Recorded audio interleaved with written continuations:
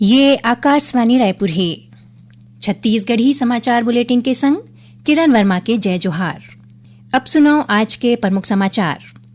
छत्तीसगढ़ में आज ले प्रथम खेलो इंडिया ट्राइबल गेम्स के तहत खेल प्रतियोगिता शुरू। अब ले कुछ देर बाद केंद्रीय मंत्री डॉक्टर मनसुख मांडविया करही औपचारिक शुभारंभ।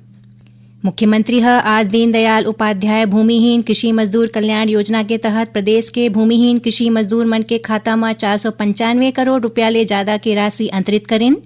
और जगदलपुर में माओवादी संगठन के शीर्ष नेता पापाराव समेत 18 माओवादी करें आत्मसमर्पण।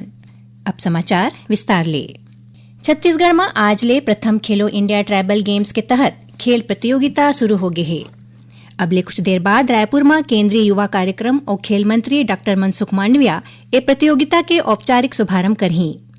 ए मौका में मुख्यमंत्री विष्णुदेव साय, उप मुख्यमंत्री और खेल मंत्री अरुण साव, केंद्रीय राज्य मंत्री तोखन साहू और विधानसभा अध्यक्ष डॉक्टर रमन सिंह के अलावा राज्य मंत्रिमंडल के सदस्य, विधायक समेत दूसर गणमान्य नागरिक मौजूद रही।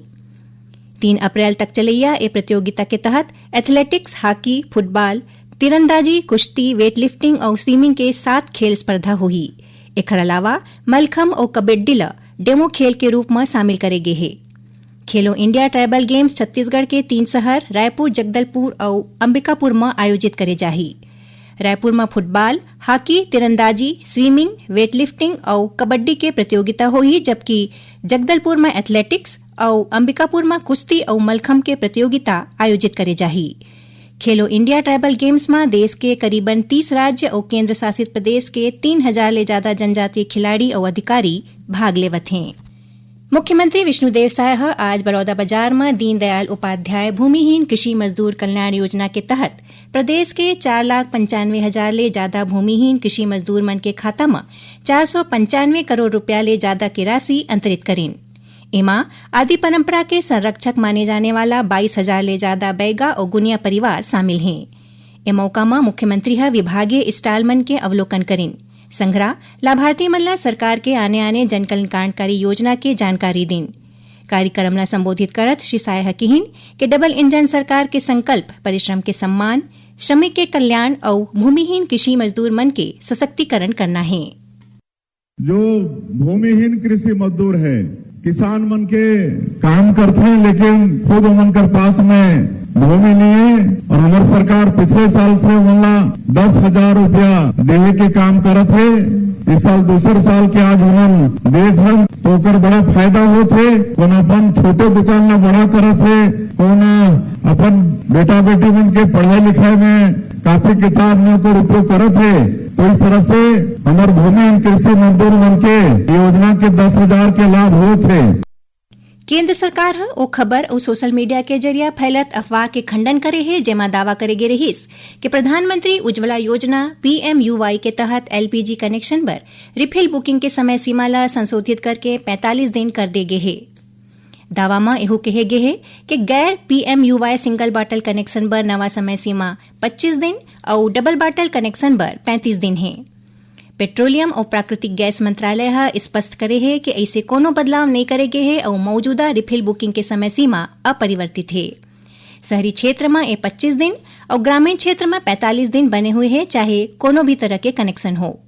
सरकार इहू दोहराइन कि प्रदेश में और देश में पर्याप्त LPG स्टॉक मौजूद है और लोगन मन ला चिंता करे के जरूरत नहीं है।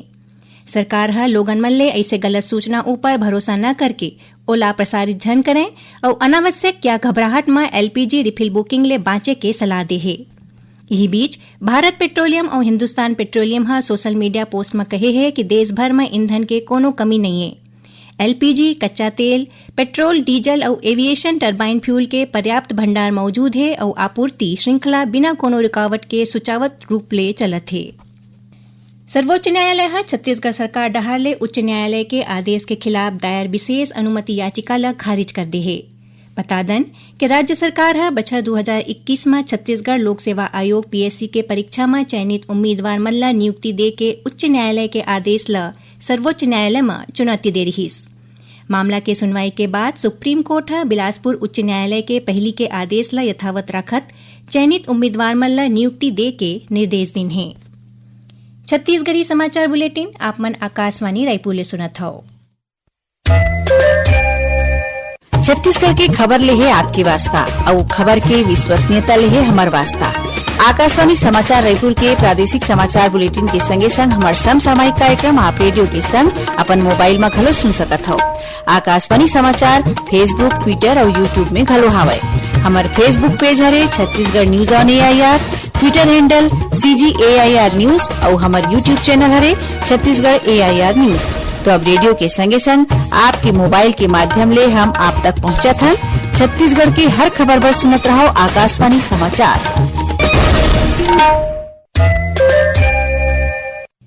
अब आगू बढ़बो बाचे समाचार को ती।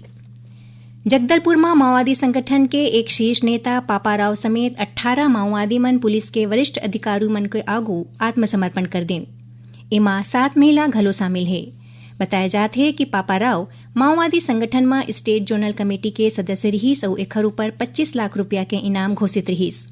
आत्मसमर्पण के दौरान ए माओवादी मन 8 ठीन AK-47, self loading rifle, barrel grenade launcher समेत दूसर हथियार घलो सौंपे है।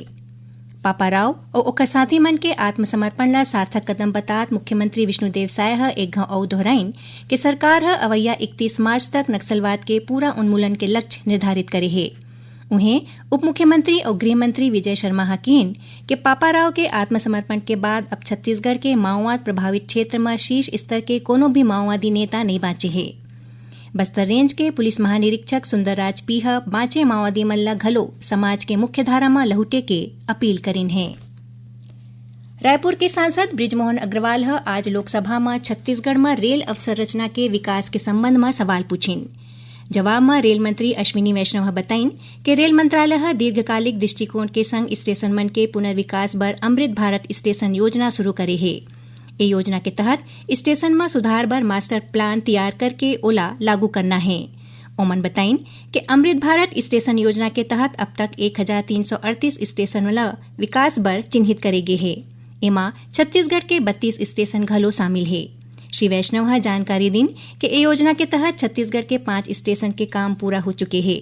एमा अंबिकापुर, भानुप्रतापपुर, भिलाई, डोंगरगढ़ और उरकुरा स्टेशन शामिल है। महासमुंद जिला के खल्लारी मंदिर में पाछू 22 मार्च के हुए रोपवे हादसा में घायल एक और मनखे के मौत हो गए। ये हादसा में मरने वाला मन की संख्या अब 2 हो गए है। उन्हें 15 घायल मले 2 के स्थिति अभी भी गंभीर बने है। यही बीच रोपवे हादसा के जांच पर प्रदेश कांग्रेस कमेटी डहाले गठित समिति है घटनास्थल पहुंच के रोपवे स्टेशन के निरीक्षण करीस। ए दौरान टीम वहां मौजूद लोगन मन ले रोपवे संचालन के संबंध में जानकारी लीस। इति मुख्यमंत्री विष्णुदेव साय रोपवे दुर्घटना में प्रभावित परिवार मन बर सहायता राशि के घोषणा करीन है। ओमन दिवंगत श्रद्धालु के परिजन मन ला 5-5 लाख रुपया और घायल मन ला 50-50 हजार रुपया के सहायता राशि दे के बात कहीन है।